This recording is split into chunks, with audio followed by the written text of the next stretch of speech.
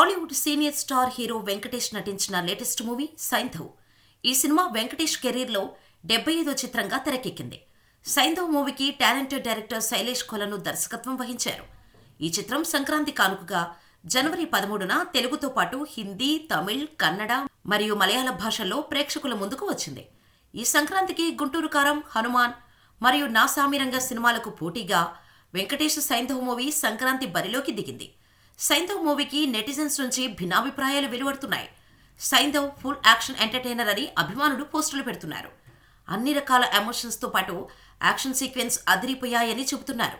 మరికొంతమంది సినిమా కాస్త స్లో నేరేషన్తో ఉందని, సినిమాలో కొన్ని బ్లాక్స్ మరింత ఇంట్రెస్టింగ్గా తెరకెక్కిస్తే బాగుండేదని చెబుతున్నారు. ఇలా భిన్నాభిప్రాయాలతో సైంధవ్ మూవీకి మిక్స్డ్ టాక్ వస్తోంది. అయితే సైంధవ్ ఓటీటీ డీల్ మాత్రం ఆసక్తికరంగా మారింది. సైంధవ్ చిత్రం ఏ ఓటీటీలో స్ట్రీమింగ్ అయ్యే అవకాశం ఉంది, ఎప్పుడు రిలీజ్ కానుంది అని నెటిజన్స్ తెగ వెతికేస్తున్నారు. అయితే సైంధవ్ మూవీ ఓటీటీ పార్ట్నర్ వివరాలు ఇప్పటికే లీక్ అయ్యాయి.